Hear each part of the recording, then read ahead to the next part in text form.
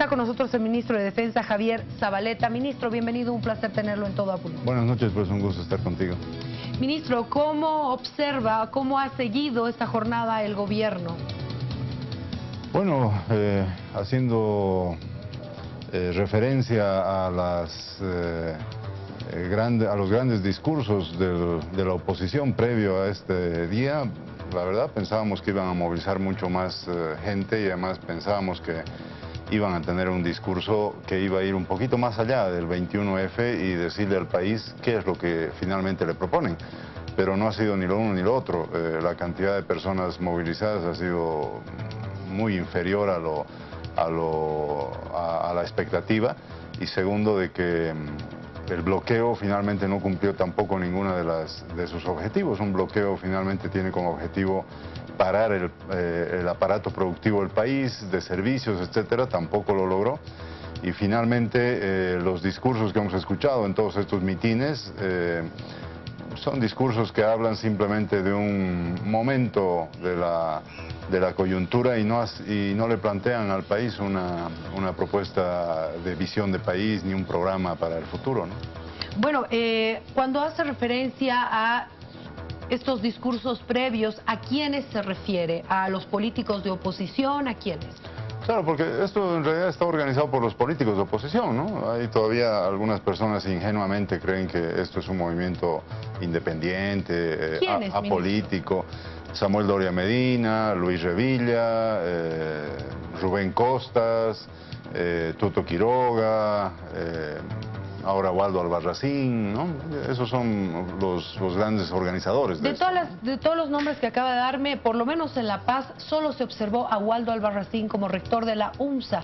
No hacía estos políticos en discursos. ¿No lo has visto? Discursos. Ah, bueno, pero estaban en discursos, ahí. ¿no? Sí, pero estaban ahí, ¿no? Luis Revilla, estaba Samuel Doria Medina también, o sea, bueno, otra cosa es que no estén discursando, pero lo cierto es que ellos han organizado. La alcaldía de La Paz en pleno estaba en las calles hoy día.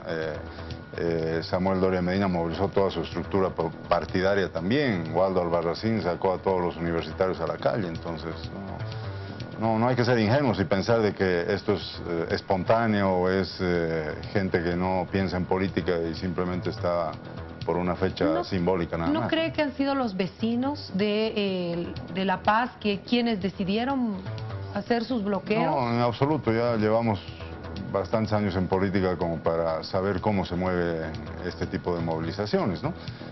Por un lado. Y por otro lado, lo han dicho ellos mismos, ¿no? O sea, la militancia de Unidad Nacional ha estado en las calles, la militancia de Luis Revilla ha estado en las calles, en Santa Cruz la militancia de Rubén Costas ha estado en la calle.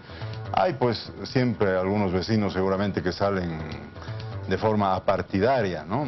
Y ingenuamente pensando que eso es un movimiento ciudadano, pero no, en absoluto, pues no lo es. Quiero que veamos esas imágenes, por favor, señor director, vamos a pantalla plena, a esas imágenes que estábamos compartiendo, porque se observa la concentración que se dio, justo hablando ahí Waldo Albarracín, pero hay un paneo de imágenes donde se observa a la gente. ¿Esta es poca gente? Sí, bueno, mira, en la mañana... Tú conoces el Espaseña, conoces San Francisco. San Francisco es más o menos, con las vías adyacentes, son 4 hectáreas.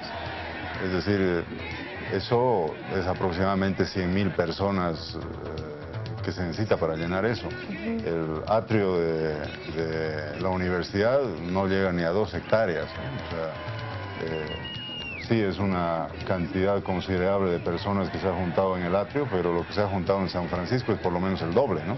Ahí tenemos la fotografía, se tiene el atrio, se tiene parte de la avenida Arce también. Esta fotografía no muestra toda la gente que estaba concentrada. ¿No se está haciendo una mala lectura de lo que pasó hoy, ministro? No, porque todos conocemos lo que es San Francisco. San Francisco aglutina a unas 100.000 personas. El atrio de la universidad aglutina 20.000, 30.000, ya con las calles adyacentes 40.000 personas.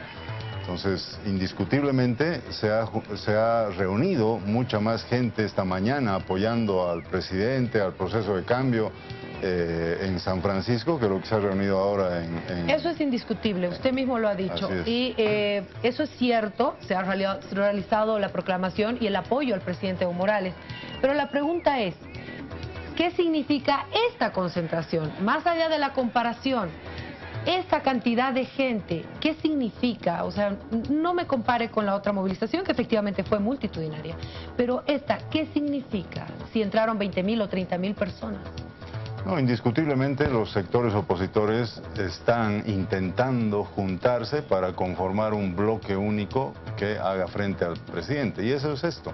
Es decir, cuando lo ves a Waldo Albarracín, a Samuel Doria Medina, a Luis Revilla, a Rubén Costas, intentando formar un frente y convocando a movilizaciones conjuntas, es el embrión de un posible frente conjunto.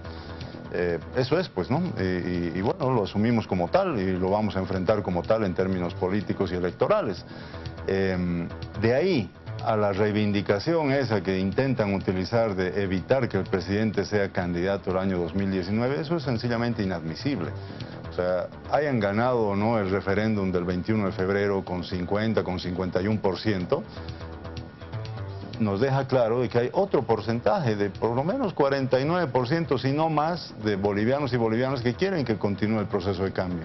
Y venirle a decir a ese 49, 50%, como quieras calcularlo, de masistas, de gente que cree en el proceso de cambio, de que van a ir el 2019 sin su candidato, es inadmisible. Es como si le dijéramos ahorita a Doria Medina, Luis Revilla, Rubén Costas, Waldo Albarracín, no sé quién más, ustedes no van a ser candidatos en la próxima elección. Sería también inadmisible, ¿no es cierto? Aun cuando tengas la ley, la Constitución por detrás, es inadmisible. La democracia no funciona así. Entonces... Sin embargo, les recuerdo un capítulo en la gobernación del Beni, cuando ya se tenía a un partido, hablamos de Ernesto Suárez Satori, a toda la gente lista, y fue el tribunal que dijo no participan, y no participaron. Más allá de que la gente tenía afinidad con ese partido y ya había ganado una anterior elección, no participaron, porque el Tribunal Departamental Electoral así lo determinó, ¿no? En este caso hay un referéndum que ya había determinado, el pueblo había votado, y es lo que decían hoy. Bolivia dijo no en ese referéndum.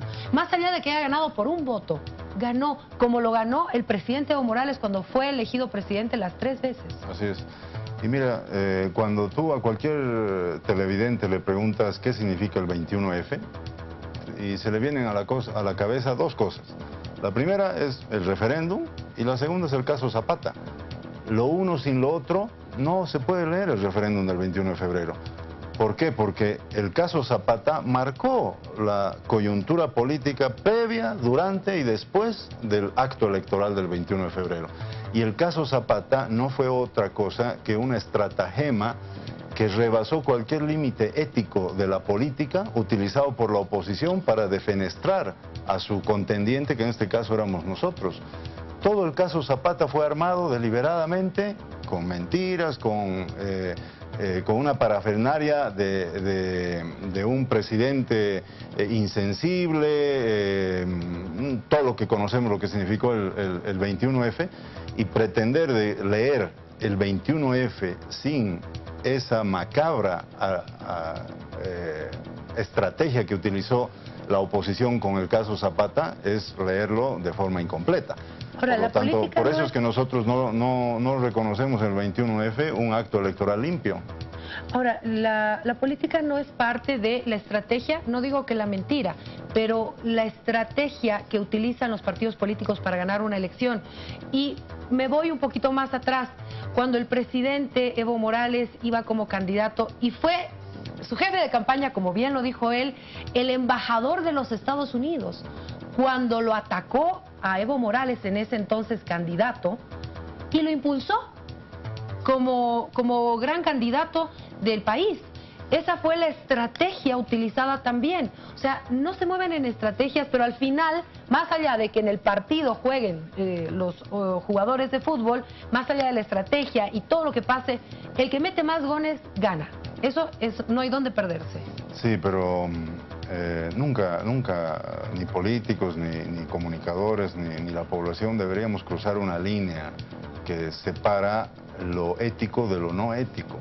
Porque el momento en que cruces esa línea, degradas a la política y a tu misma forma de hacer política, ya a niveles que un ser humano no debería hacerlo. Y lo que pasó con el caso Zapata es eso, o sea, cruzaron una línea que puede que, como tú dices, sea legal. O sea, yo decirte ahorita que eres una asesina un día antes de la elección,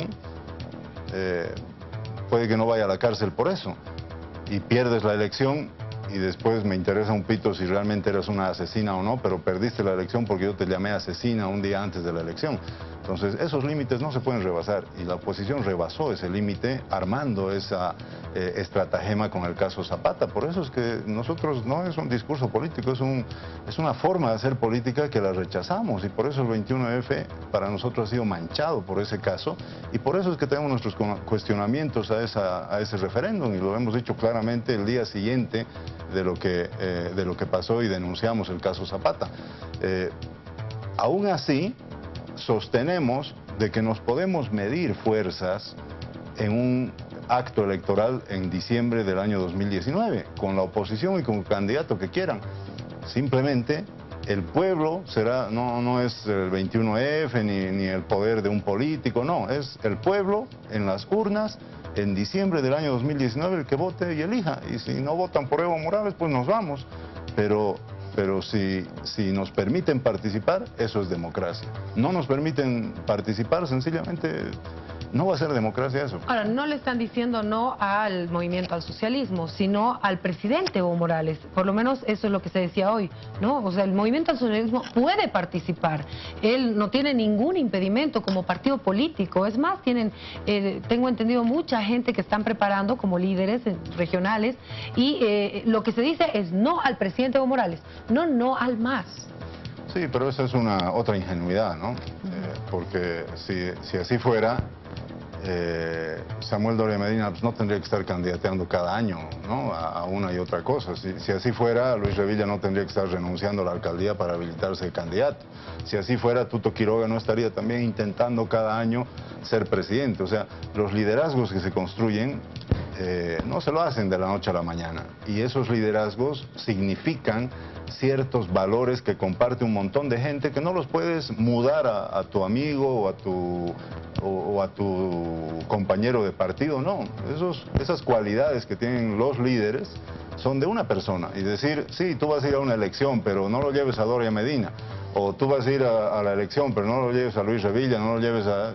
Esa es otra ingenuidad. O sea, los líderes están ahí y son lo que tienen los partidos, y decirle al MAS que vayan nomás a la elección, pero no lleven a Evo Morales, es como decirle, vayan nomás, pero cambien de sigla. Es una ingenuidad pretender que así se hace la política, ni aquí ni en la China. O sea, es como si mañana le dijeras no sé, al partido de Angela Merkel que vayan nomás a la elección, pero no la lleven a Angela Merkel en Alemania. O en Rusia, vayan nomás a la elección, pero no lo lleven a su candidato Putin a la próxima elección. O sea, no funciona así, ¿no? Ahora, por lo que entiendo y por lo que me dice, y si me equivoco, por favor le pido que me corrija, nos dice, nosotros no estamos de acuerdo con lo que sucedió con el referéndum del 21F porque fue manchado por el caso Zapata.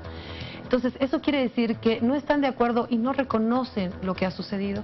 No, si no reconocíamos lo que sucedió el 21 de febrero, sencillamente hubiéramos impugnado esa elección de alguna forma jurídicamente, pero no lo hemos hecho. Por lo tanto, está vigente los resultados del 21 de febrero, pero tenemos nuestras observaciones a la legitimidad de lo que ha sucedido ahí.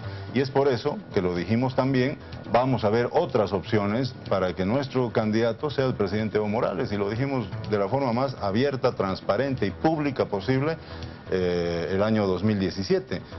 Incluso desde el 2016 ya lo venimos diciendo.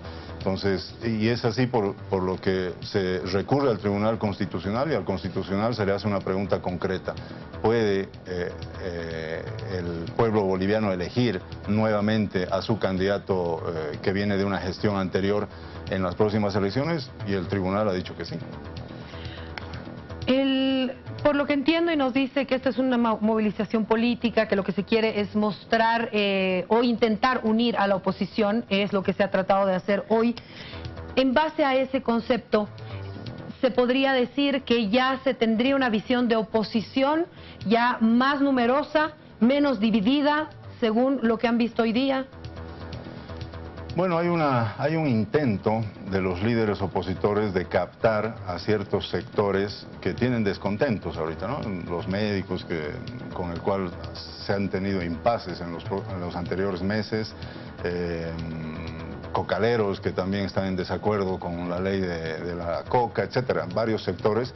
Entonces hay el intento de la oposición de captar esos sectores, eso está claro, y en algunos casos lo están logrando, ¿no? Pero el fracaso de hoy día de la oposición no es otra cosa que el fracaso de un bloque que no tiene la capacidad de interpelar a la ciudadanía, al pueblo, con una propuesta política. Y si no tienen propuesta política, por lo tanto no tienen programa político, va a ser muy difícil pues que logren aglutinar más población en torno a ellos. Finalmente una persona cuando ve a un líder político ve a alguien que lo puede conducir, que lo puede orientar, que lo puede llevar hacia un porvenir mejor. Si ve una manga ahí de chacoteros queriendo hacer política, por más movilizaciones que hagan de ese tipo, eso no va a cuajar nunca en un partido, ¿no? Eso pasaba en La Paz. En Santa Cruz se ha cumplido un paro también, que según el Comité Cívico ha sido contundente, lo propio en Tarija. ¿Qué evaluaciones hace de las otras regiones? Porque no solamente, Waldo Albarracín es una persona de La Paz, ¿no? Se identifica acá, pero ¿qué pasa con las otras regiones? ¿Es ya el poder que tiene la oposición de movilizar a los demás? Bueno, en el caso de Santa Cruz y Tarija, evidentemente las movilizaciones por el no han sido grandes, ¿no? Obviamente mucho más que lo que fue en La Paz o en otros departamentos. Sin embargo, nosotros también hemos hecho movilizaciones en Santa Cruz, en Tarija y en otros departamentos. En el Chaco ha habido una movilización increíble hoy día, y en Santa Cruz ayer una movilización también de que hemos nosotros calculado en más de 250.000 personas, o sea, no es un tema menor. Por lo tanto, no estamos diciendo que no existe la oposición, es decir, no estamos negando de que esas movilizaciones no han existido y que no hay gente que esté en desacuerdo o en oposición al gobierno. Sí la hay. Sin embargo, también hay, y creo que lo estamos demostrando en las calles, hay un gran contingente de bolivianos y bolivianas que sí creen en Evo Morales y en el proceso de cambio. Y reivindicamos en las calles nuestro derecho a participar en las próximas elecciones, nuestro derecho a que nos vaya nuestro candidato.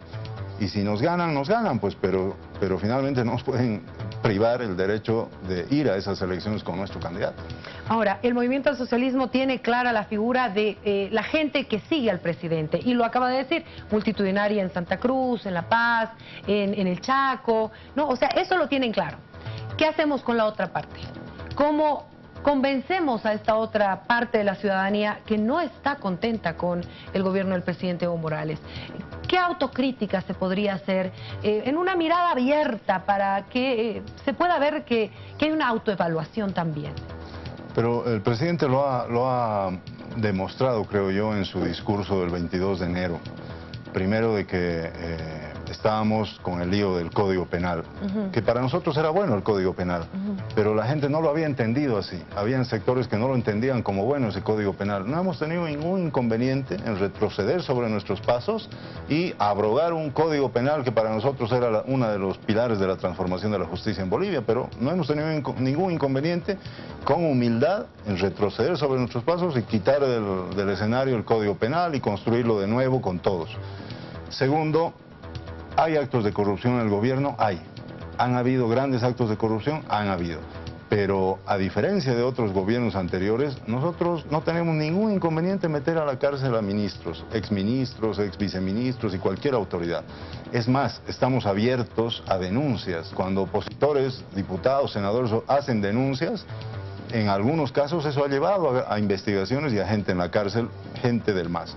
Por lo tanto, hay una actitud de autocrítica, de retroalimentación nuestra que nos está permitiendo avanzar, porque tampoco nosotros queremos cargar en la espalda la corrupción de algunos malos militantes que tenemos. Y segundo, la eficiencia. Estamos tratando de incorporar la digitalización en nuestros trámites, estamos tratando de acelerar nuestra ejecución presupuestaria. El presidente llama la atención permanentemente para que ejecutemos nuestro presupuesto.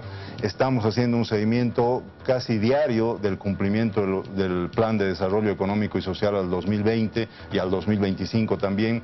Le hemos prometido al pueblo boliviano la industrialización y estamos haciendo todo lo posible porque Bulo Bulo ya comience a exportar gas industrializado, que tengamos plásticos producto del gas. Estamos exportando cada día más garrafas de gas licuado de petróleo al exterior. El litio, que está súper retrasado, pero estamos dando muestras de que ya nuestros científicos bolivianos desde el Salar de Uyuni ya están sacando carbonato de litio cada vez más. Por lo tanto, tenemos retrasos, hemos tenido señales de ineficiencia, pero también estamos dando señales de corregir aquello y tratar de avanzar pese a todos esos problemas. Por lo tanto, no creo que haya una actitud de cerramiento, de querer ocultar el sol con un dedo.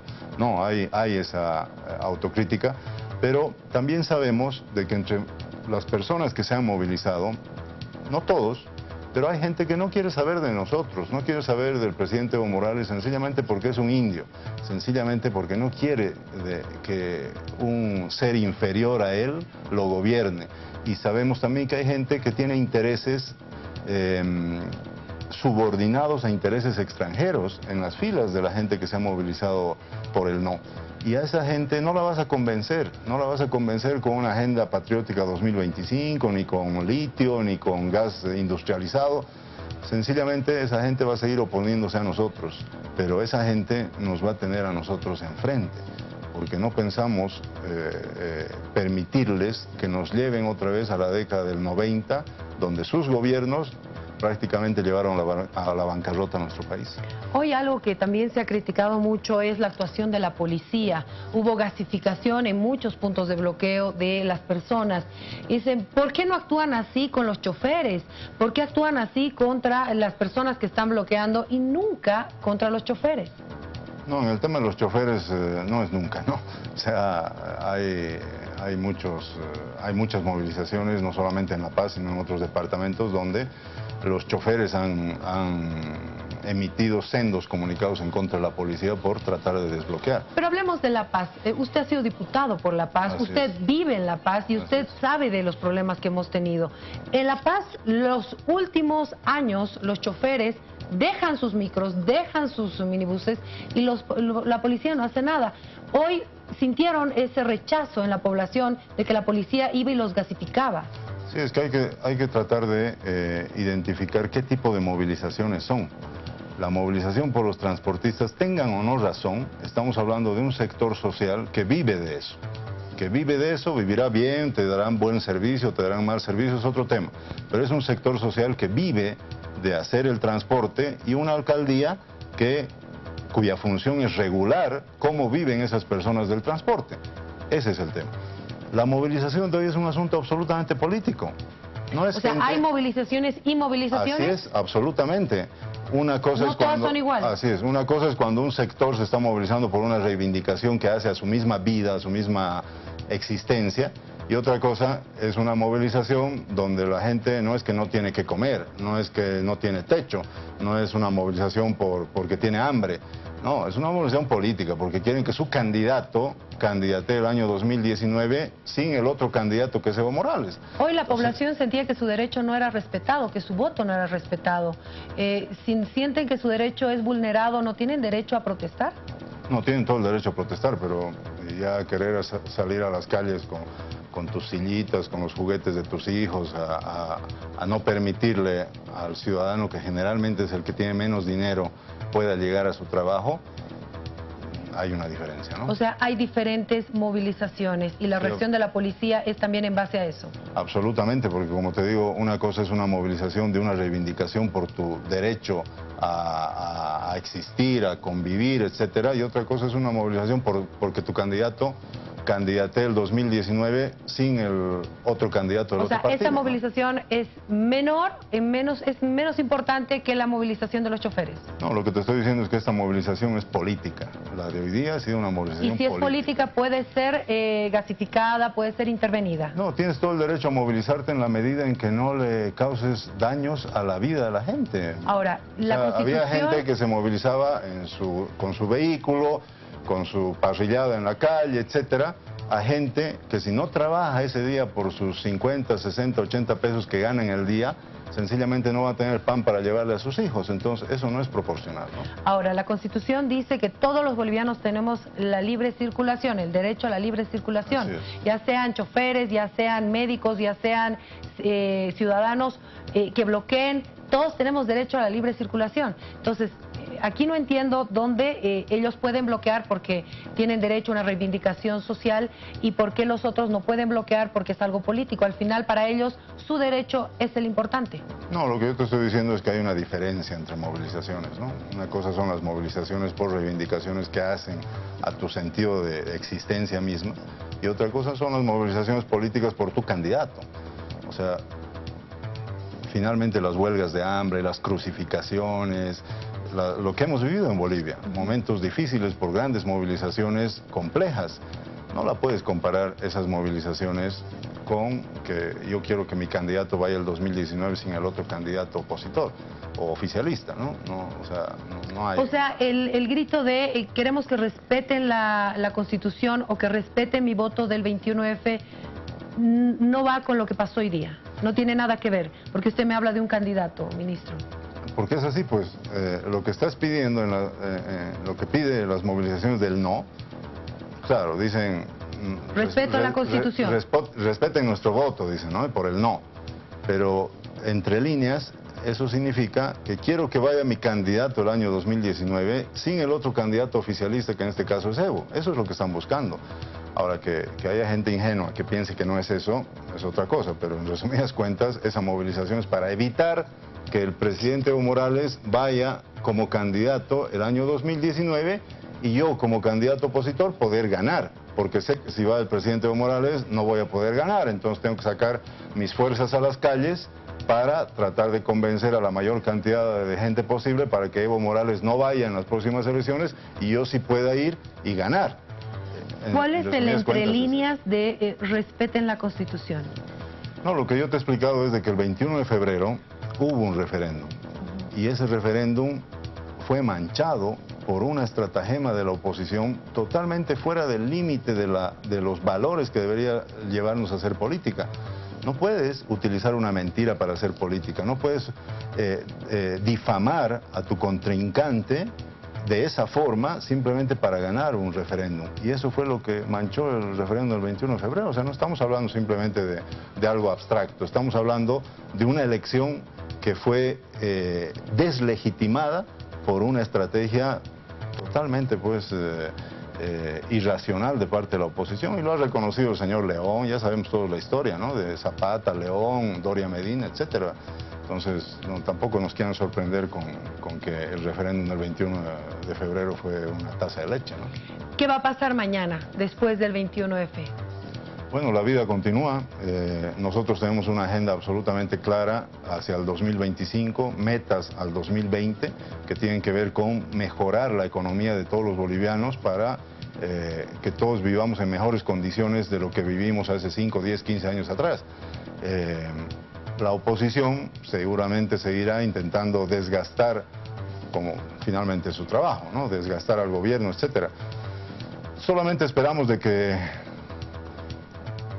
la oposición madure, porque una oposición fuerte le hace bien a todo el mundo, ¿no? Nosotros, tú ves las escenas en el Parlamento cuando se suben sobre los curules, cuando quieren hacer estragos de la política boliviana, etcétera, y eso no le ayuda a nadie. Por lo tanto, esperamos mayor madurez de la oposición, que logren tener un programa de gobierno con el cual podamos competir también nosotros, etcétera, pero no nos va a quitar el sueño eso. Nosotros tenemos un plan concreto que es la Agenda 2025 y vamos a seguir trabajando. Gracias a Dios, gran parte de la Agenda 2025 se está cumpliendo y gracias a eso, ahorita gozamos de estabilidad, ¿no?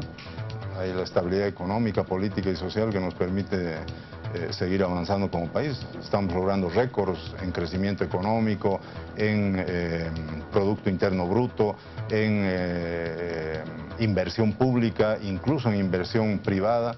Entonces, si nos dejan seguir a ese ritmo, acuérdate de mí, el año 2025 Bolivia va a ser definitivamente otro país, comparable incluso, y lo dijo el vicepresidente, entre el 2025 y el 2030, comparable a la economía chilena.